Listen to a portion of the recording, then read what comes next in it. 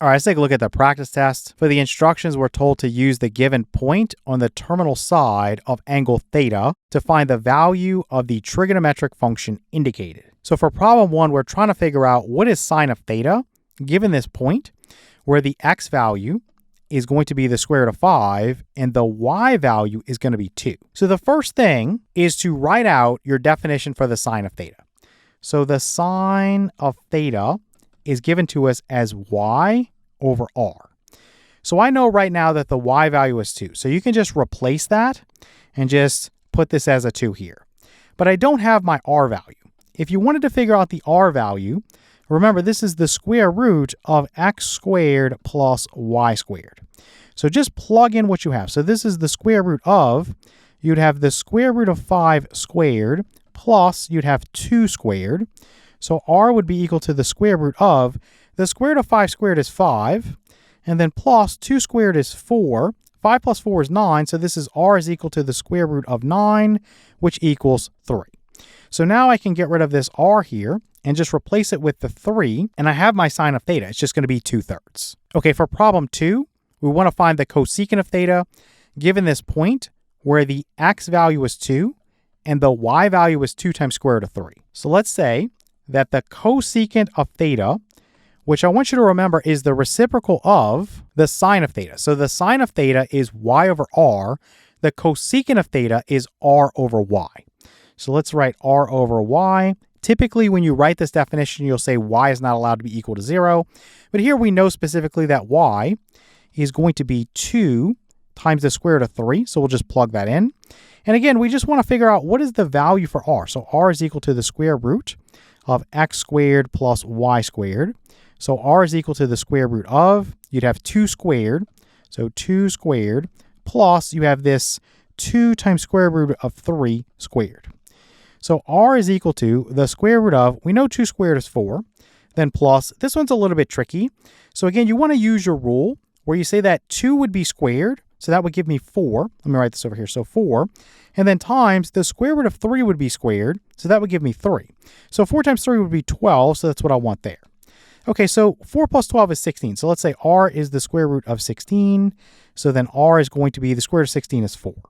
So again, you can just replace this with a 4 here. And let me get rid of this. We're going to need the room. In this particular case, we can simplify. So 4 divided by 2 is 2. So this gives me 2 over the square root of 3. And we know from basic algebra that we don't want a square root in the denominator. So I'm going to rationalize the denominator. I'm going to multiply by the square root of 3 over the square root of 3. So this gives me 2 times the square root of 3 over 3. So this would be my cosecant of theta. Okay, for problem number 3, now we are asked to find the secant of theta given the point where the x value is 3 and the y value is negative square root of 7. We know that with the secant of theta, it's going to be the reciprocal of the cosine of theta. So the cosine of theta is x over r. With the secant of theta, it's r over x. So r over x, again, x is not allowed to be equal to 0. Here, x is going to be 3, so I'm just going to plug that in. And once again, we just need to figure out what is the r value. So if I said that r is equal to the square root of x squared plus y squared. So r is equal to the square root of, you have 3 that we're going to square. Then plus, we have this negative square root of 7 that we're going to square. So r is equal to, we know that 3 squared is 9. So this would be the square root of 9 plus. This negative being squared, you can think about that as negative 1 being squared. That's just going to be 1. So just forget about it. The square root of 7 being squared is 7. So now we have r is equal to the square root of 9 plus 7 is 16. And then r would be equal to the square root of 16, which is 4. Okay, so let's get rid of this and just put a 4 here. So the secant of theta would be 4/3. All right, for problem number 4, we want to find the cotangent of theta, given the fact that this point has an x value of negative square root of 15, and the y value is negative 7. So when we think about the cotangent of theta, remember this is the reciprocal of the tangent of theta. So the tangent of theta is y over x. The cotangent of theta is x over y. So in each case, you don't want a denominator of 0, but that's not going to come up here. So let's say that the cotangent of theta is going to be x over y. So the x value is just the negative of the square root of 15. And then the y value is just going to be negative 7 Let me make this a little bit better here. And then we know the negatives would cancel, so the final answer here for the cotangent of theta, it's going to be the square root of 15 over 7. Okay, let's look at problem 5. So we want to find the cosine of theta, given that the point here has an x value of -6 and a y value of negative square root of 13. So for the cosine of theta, we know that this guy is going to be x over r. Let me make this a little bit cleaner here. Okay. So for the x value, we know this is -6. So let me erase this and put -6. Again, for the r value, you just have to figure that out. Let me make this board a little bit better here. So we'll say that r is equal to the square root of x squared, so x squared, plus y squared. So r is equal to the square root of, so for x, I have -6. So let's put -6 in there. That's going to be squared. Then plus for y, I have negative square root of 13. So negative square root of 13, that's going to be squared. So r is equal to, we're going to say this is the square root of, -6 being squared is going to be 36. And then plus, when this negative gets squared, it's going to go away. It's just like squaring -1, you get 1. So the square root of 13 being squared is 13. So what you have here is 36 plus 13, which is going to be 49. So you have r is equal to the square root of 49, which equals 7. So I'll just come over here and put a 7 there. So the cosine of theta is going to be equal to -6/7. Okay, let's look at problem number 6 now. So we want to find the secant of theta, given that we have this point where the x value is -2 times square root of 5, and the y value is going to be -4. So for the secant of theta, this is going to be equal to the reciprocal of the cosine of theta. So the cosine of theta is x over r. With the secant of theta, it's r over x. So r over x, again, where x is not 0. But here x specifically is -2 times the square root of 5. Okay, for r, again, we just need to figure that out. So r is equal to the square root of x squared. So x squared plus y squared.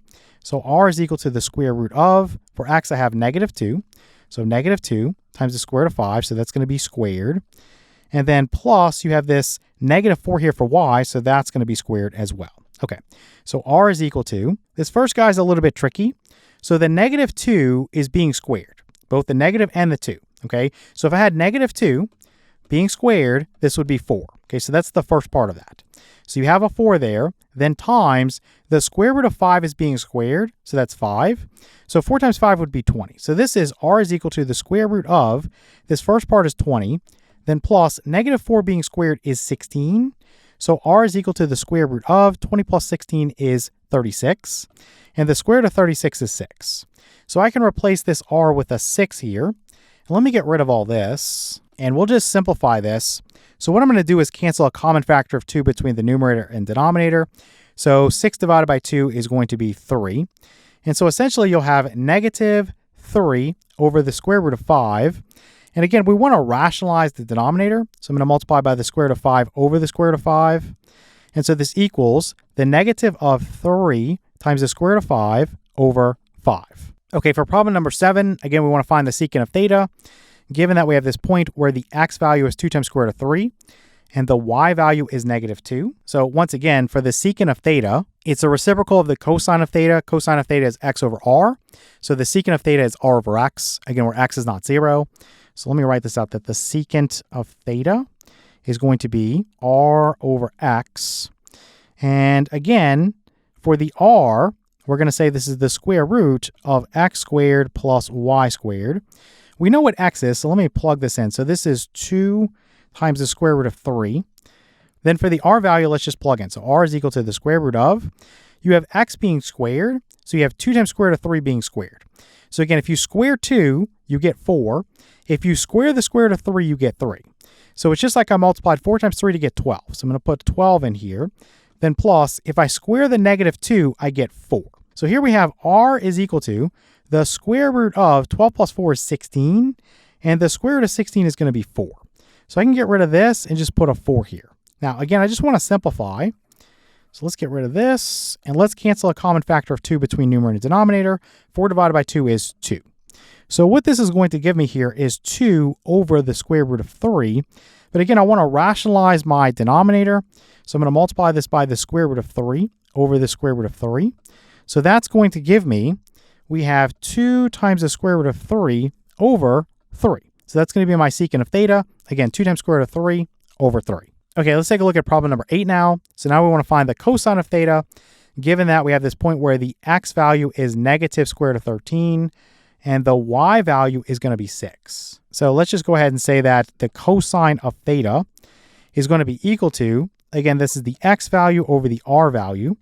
We already know that the x value is the negative of the square root of 13. So what's the r value going to be? Again, for the r value, it's equal to the square root of x squared plus y squared. So if I squared the negative of the square root of 13, negative 1 being squared is just 1. So this part goes away. The square root of 13 being squared is 13. So let me put 13 here. Then plus, if I square 6, I'm going to get 36. So 13 plus 36 is 49. So this is r is equal to the square root of 49, which is going to be 7.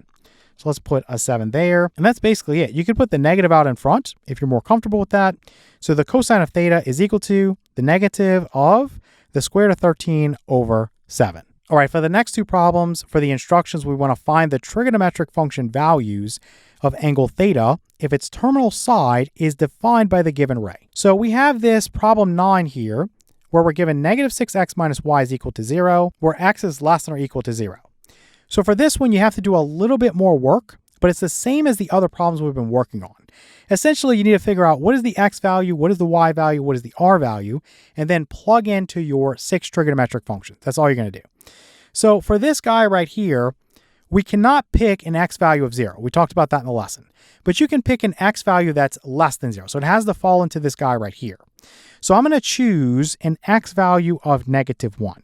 And whenever you do something like this, a lot of people leave comments and say, well, why did you pick negative 1? Where did you get that from? Well, I just picked something where x was less than 0. You could pick anything you want. You pick negative 5 or negative 1 trillion. Pick whatever you want. It doesn't matter. Negative 1 is easy to work with, so that's why I chose it. So then I would just plug in. So I would say negative 6 times negative 1. So I'm just plugging in for x, this negative 1 there. That's all I'm doing. So then minus y is equal to 0. So the reason I'm doing this is I'm figuring out what is the corresponding y value when x is negative 1. So negative 6 times negative 1 is 6. And you basically have minus y is equal to 0. You could add y to both sides and say that 6 is equal to y, right? Or you could flip that around and say y equals 6. So what does this mean?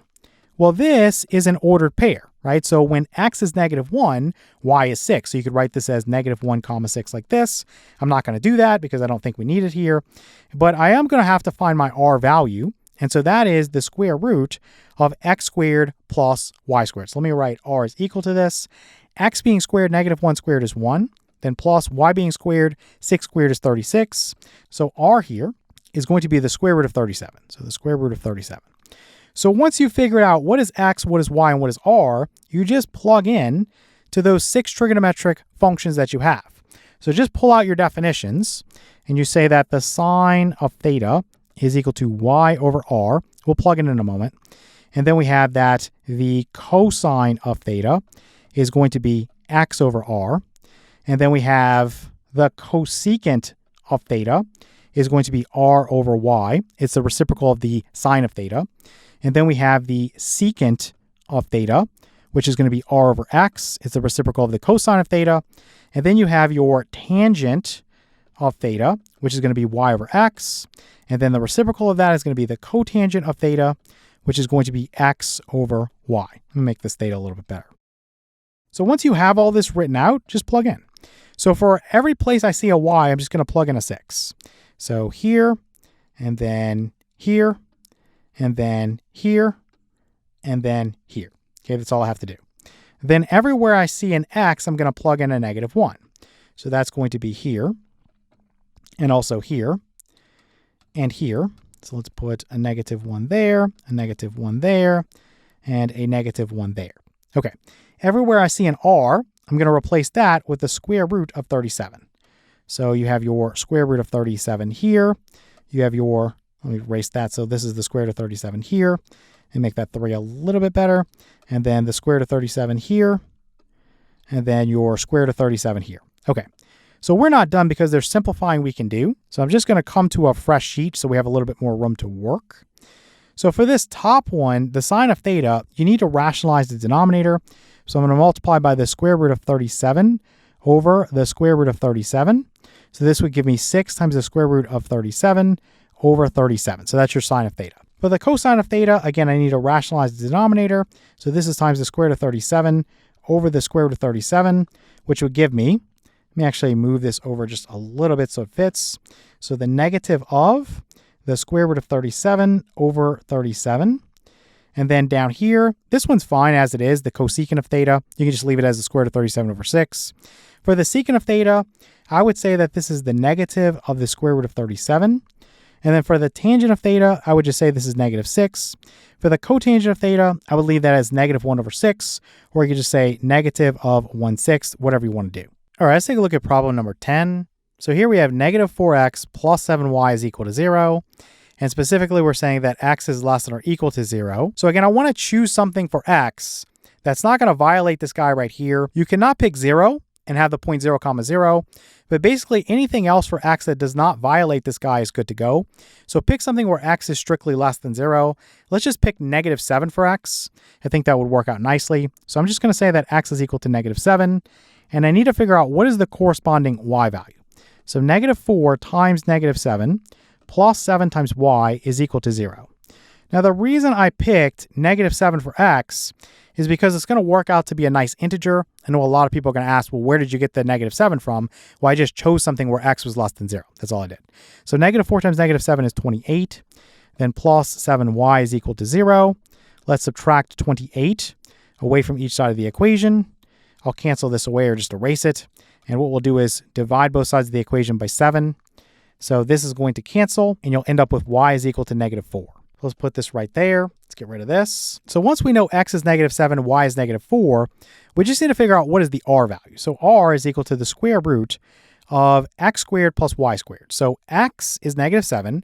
If I square that, I get 49. And then plus y is negative 4. If I square that, I get 16.